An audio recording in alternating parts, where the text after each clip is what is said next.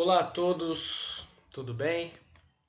Nós iremos iniciar mais este estudo da carta de Paulo aos Romanos, hoje então com o capítulo 6, em que nós iremos enfocar o fato de sermos livres do pecado e servos da justiça.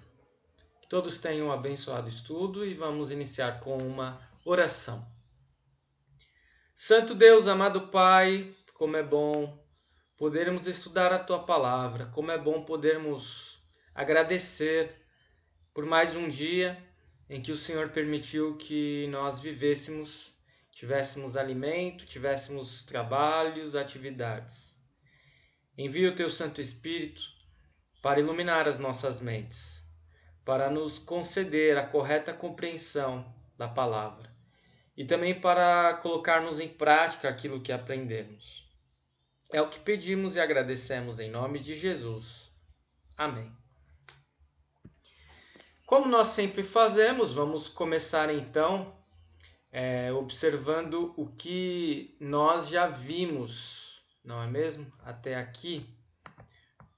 E vimos até aqui que o tema da epístola tema principal, está presente em Romanos 1, 16 e 17, justificação pela fé, somos justificados pela fé.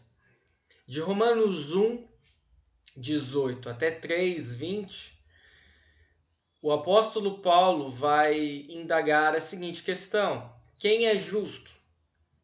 E, claro, nós sabemos que nenhum ser humano é justo. E a resposta vem logo na sequência a respeito de quem é justo. Em Romanos 3, 21 até 4, 25, ele vai então argumentar que Deus é justo. Nós vimos a respeito de Abraão, o pai da fé, que foi salvo não por obras, mas pela fé. Fé nas promessas de que dele viria o Salvador.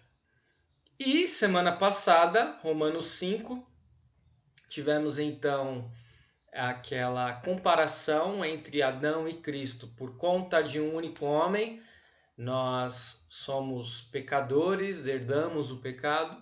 Por conta de um único homem, Jesus Cristo, somos salvos pela fé, somos salvos para a vida eterna. E assim chegamos até Romanos 6, e Romanos 6, 1 a 14, vai falar então que nós somos livres do pecado pela graça. Como nós temos feito, vamos seguir o texto, vamos pausando em cada parte, explicando algumas características, conjecturas e vamos trazer também comentários de Lutero. Que diremos então? Continuaremos no pecado para que a graça aumente ainda mais? De modo nenhum. Como viveremos ainda no pecado, nós que já morremos para ele?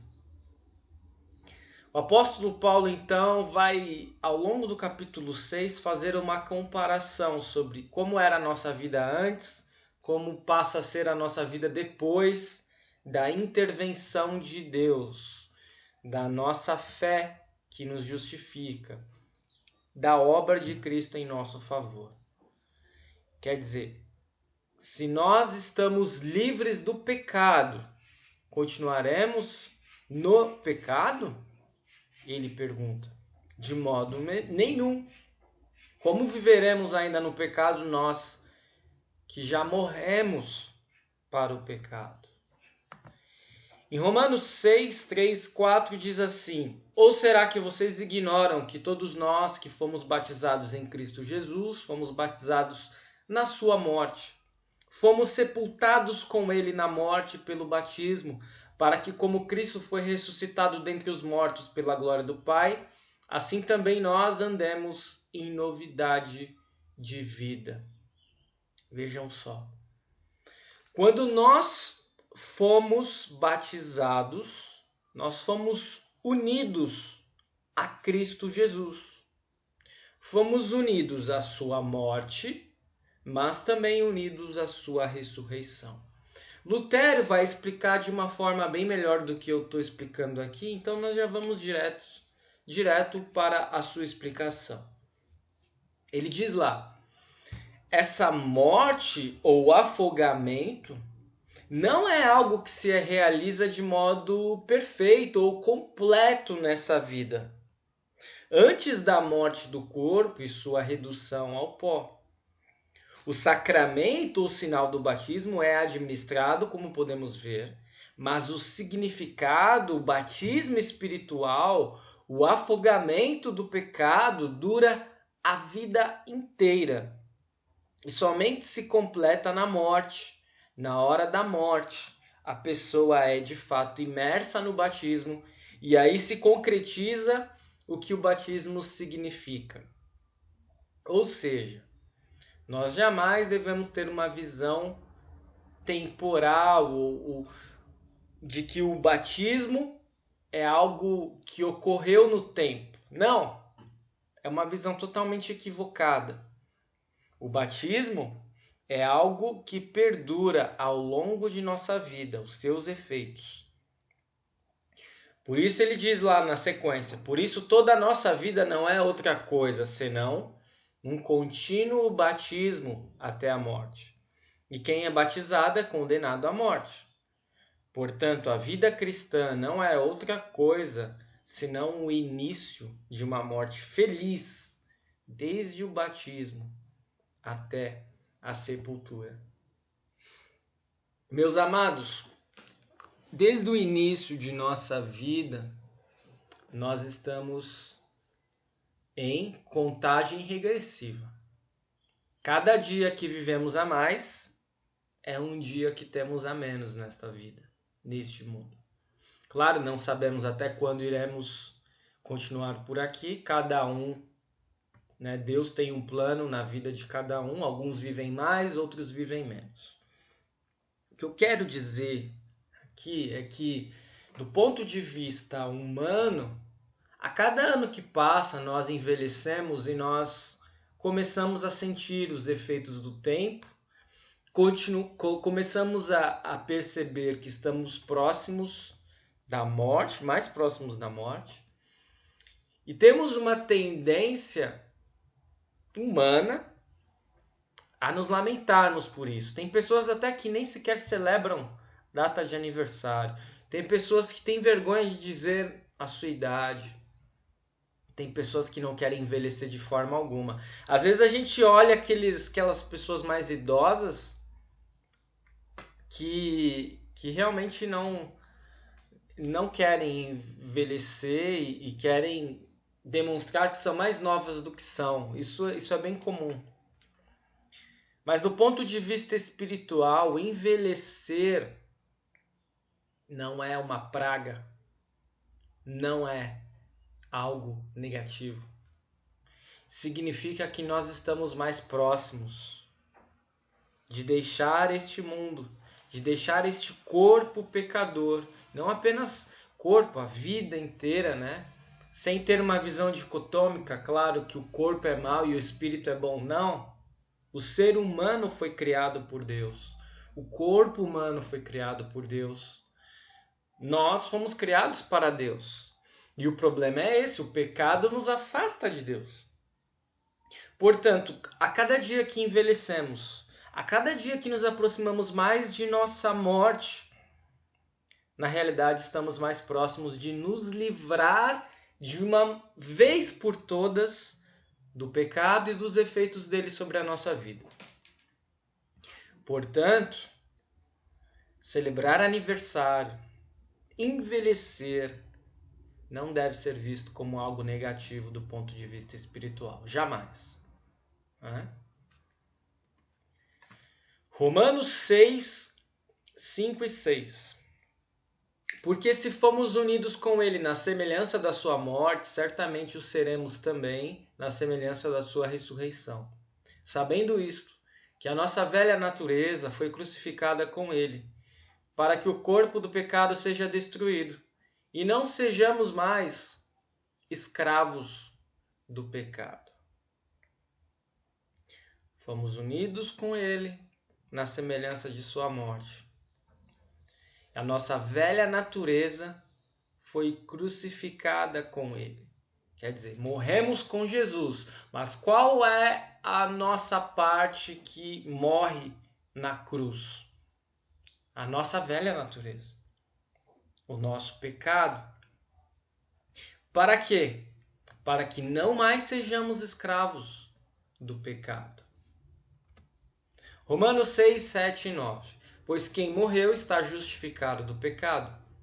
Ora, se já morremos com Cristo, cremos que também viveremos com Ele. Sabemos que, havendo Cristo ressuscitado dentre os mortos, já não morre. A morte já não tem domínio sobre ele. Percebam então que Cristo ressuscita dentre os mortos, é o que nós lembramos todos os cultos, é a nossa esperança, é a mensagem de Páscoa. E a morte não tem domínio sobre ele. O pecado já não tinha domínio sobre ele. E a morte deixou de ter domínio sobre ele. O diabo nunca teve domínio sobre ele. Nós, enquanto estivermos aqui, estamos suscetíveis a esses três inimigos. Sofremos das tentações do diabo. Sofremos por conta de nossos pecados e ainda iremos morrer. Por outro lado, precisamos lembrar que se estamos unidos a Cristo, estamos unidos na sua ressurreição, estamos unidos na sua vitória sobre o pecado, sobre o diabo e sobre a morte. E é isso que de fato ocorre em nosso batismo. E é esses efeitos que perduram, que nos afastam destes nossos inimigos constantemente.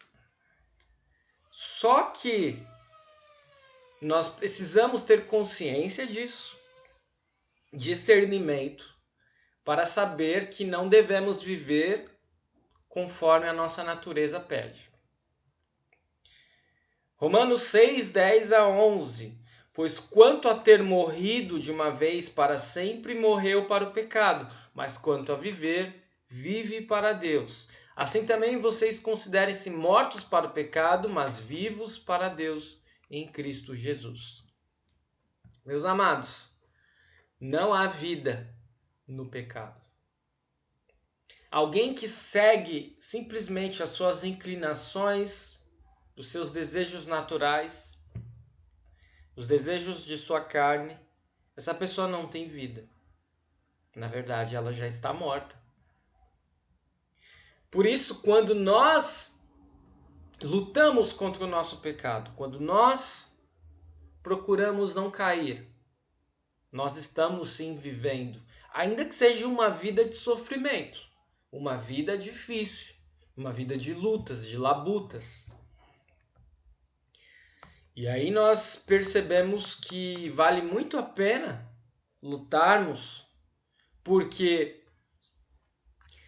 se nós lutamos, nós vivemos. Se nós não lutamos contra essas nossas inclinações, nós caímos em pecado e nós vivemos, ou não vivemos, nós morremos. Mesmo estando vivos, estamos como mortos-vivos. Uma ilustração assim, digamos, algo que é bem perceptível, porque o pecado ele nem sempre é perceptível, esse é o problema. É nós irmos em qualquer lugar de uma cidade grande e onde há uma concentração de pessoas que são viciadas em algum tipo de droga, especialmente crack, né? Tem aí as cracolândias. Aquelas pessoas estão seguindo simplesmente o seu desejo. Aquelas pessoas estão, como nós conhecemos naquele filme, né, O Senhor dos Anéis, né, tem o Sméagol lá, apertando o anel, dizendo: o meu precioso. Elas só vivem para usar aquele narcótico. Alguém que só vive pela sua natureza, na verdade não vive. Por mais paradoxal que possa parecer, essa pessoa está morta, só não foi enterrada ainda. Quem vive? Quem está lutando constantemente contra a sua natureza. Lutero afirmou: é verdade que ao sair do batismo uma pessoa é pura e sem pecado, mas muitos não entendem isso corretamente. Acreditam que não existe mais pecado algum e então ficam preguiçosos e negligentes em mortificar a natureza pecaminosa. Por isso deve-se entender isso corretamente e saber que a nossa carne, enquanto viver nesta terra, é por natureza má e pecaminosa. Portanto, o cristão precisa ter essa certeza. Maldito pecador eu sou. Minha natureza é pecadora, eu preciso lutar diariamente, constantemente, para não ficar irado, para não odiar o meu próximo, para não desejar algo que o próximo tem que eu não tenho, para ser um rebelde que simplesmente se revolta contra as autoridades, para prender o seu coração e a sua mente a outras coisas nesse mundo e não a Deus. É uma luta constante que nós temos que travar, constante. Por causa do sacramento, é verdade que ela está sem pecado e sem culpa, diz Lutero. No entanto, como isso ainda não está consumado, ela ainda vive na carne pecaminosa. Ainda não está sem pecado e sem mácula em todos os sentidos. Por isso a nossa vida aqui é uma montanha-russa, meus irmãos e irmãs. Tem momentos em que nós estamos firmes, resilientes, perseverantes. Tem momentos que nós caímos. Mas nós não podemos esquecer que Deus está conosco quando nós estamos firmes e perseverantes. Mas que Deus também está conosco quando nós caímos. Ele não nos abandona. Desde que nós tenhamos arrependimento sincero, desde que nós continuemos na luta contra o pecado. Romanos 6, 12 e 13 vai dizer o seguinte: portanto, não permitam que o pecado reine em seu corpo mortal, fazendo com que vocês obedeçam às suas paixões. Também não ofereçam os membros do corpo ao pecado como instrumentos de injustiça, mas como pessoas que passaram da morte para a vida, ofereçam a si mesmos a Deus e ofereçam os seus membros a Deus como instrumentos de justiça. E eu já pulo diretamente para o 14. Porque o pecado não terá domínio sobre vocês, pois vocês não estão debaixo da lei, e sim da graça. Todos nós estamos no mesmo patamar do ponto de vista de termos a mesma natureza. Cristãos ou não cristãos têm a mesma natureza pecadora. Isso não muda, não se altera. A diferença está que o cristão conhece a graça. Que o cristão sabe que é possível lutar contra o seu desejo.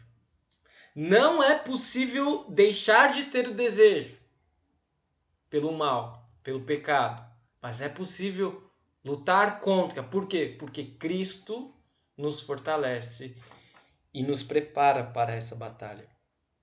Com o Espírito Santo, nós conseguimos lutar. Não significa que nós vamos vencer todas as vezes.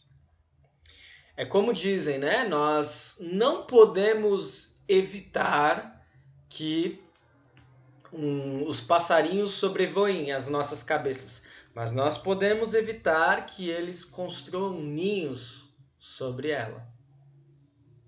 Percebam? E é isso que o apóstolo Paulo está procurando enfatizar neste capítulo a todo momento. Existe pecado, existe justificação. Existe lei, existe justiça. Existe graça e existe obras. As coisas, elas são distintas, elas não se coadunam, mas elas subsistem, vocês compreendem? Eu sou pecador por natureza. Por outro lado, eu não sou mais escravo do pecado. Por quê? Porque eu posso dizer não. Eu digo não todas as vezes? Infelizmente não. Mas eu posso dizer. Eu posso lutar. E isso faz com que eu seja livre pela graça. Romanos 6, 15 a 23, já entrando no final deste nosso estudo, servos da justiça.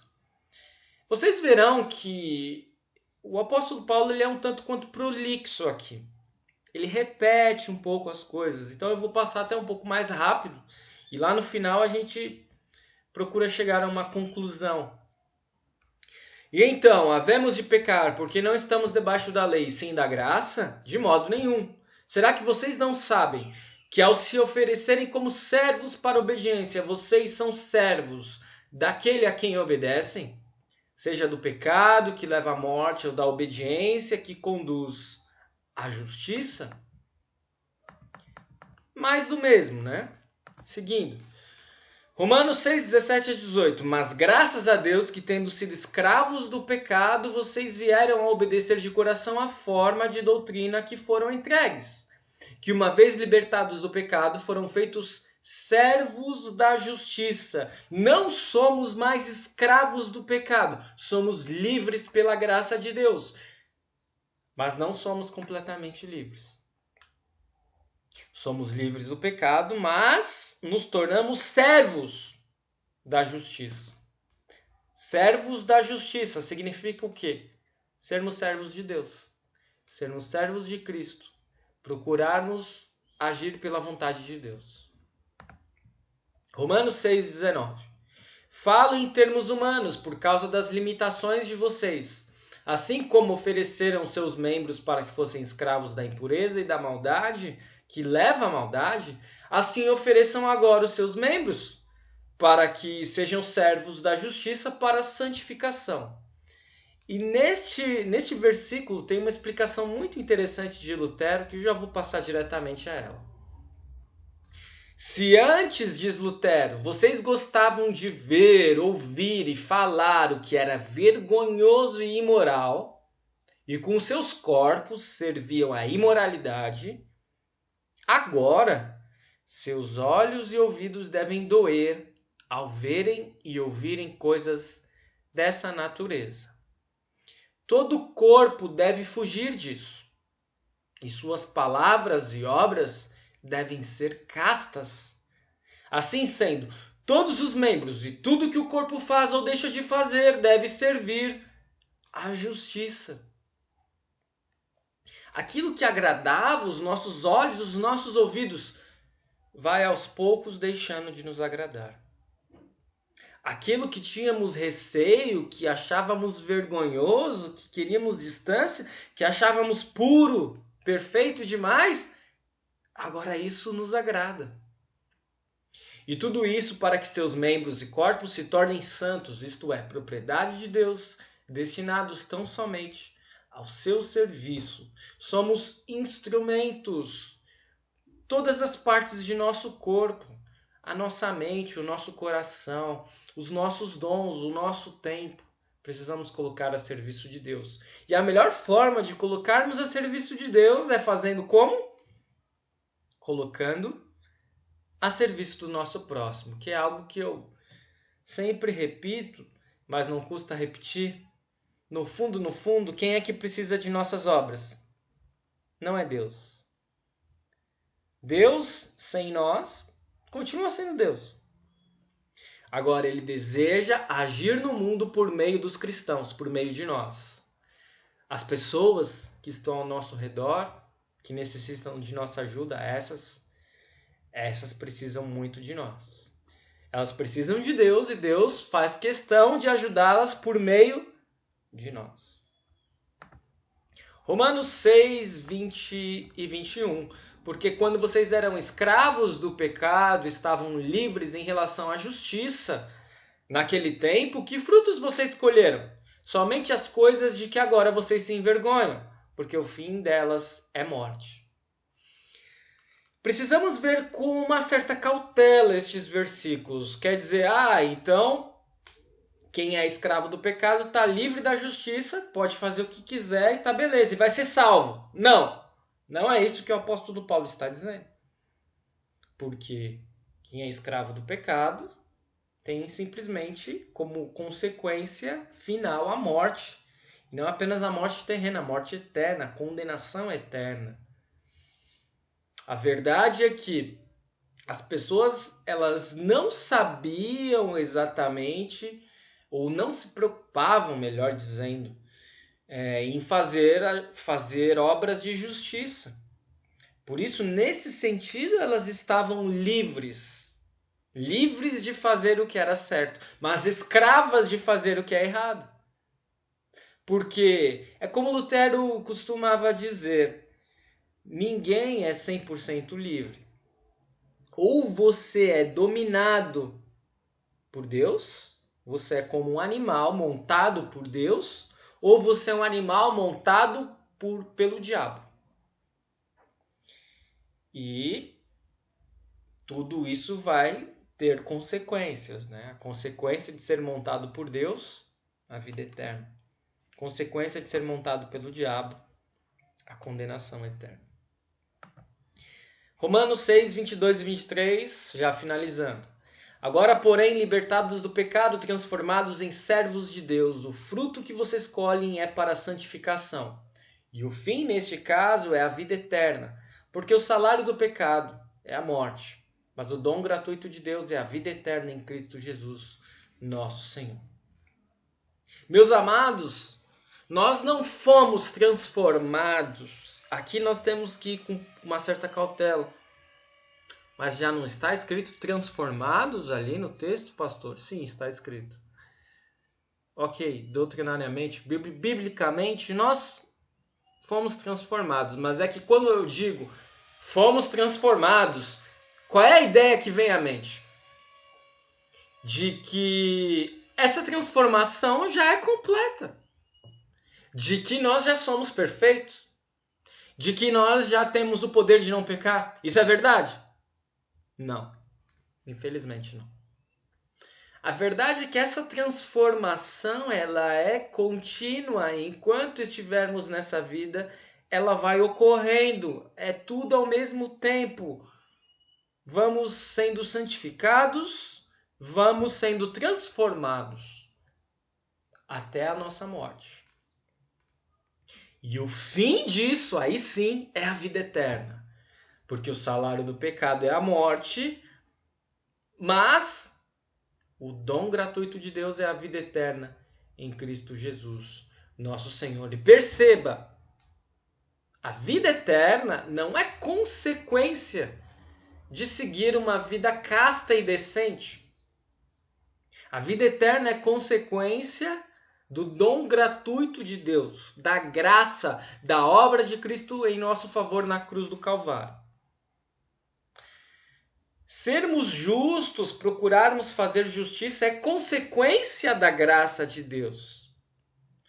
Mas sermos salvos, termos a vida eterna, não é consequência de sermos justos. E isso sempre precisa ficar claro. Muito bem, quando vocês olharam, quem sabe, essa capa, né, do nosso estudo de hoje, talvez tivesse vindo à mente coisas distintas. Nós olhamos aí o símbolo da justiça, nós logo pensamos em uma possibilidade de que haja justiça no mundo da forma que nós pensamos, talvez justiça social, talvez prisão de corruptos, enfim, o fim das injustiças que nós presenciamos a todos os instantes. Mas o ponto especial aqui é o seguinte, meus amados. Vocês querem fazer justiça? Queremos fazer justiça? Queremos ser justos? Muito bem. Qual é o poder que eu tenho de fazer justiça no Brasil? Mínimo. Zero.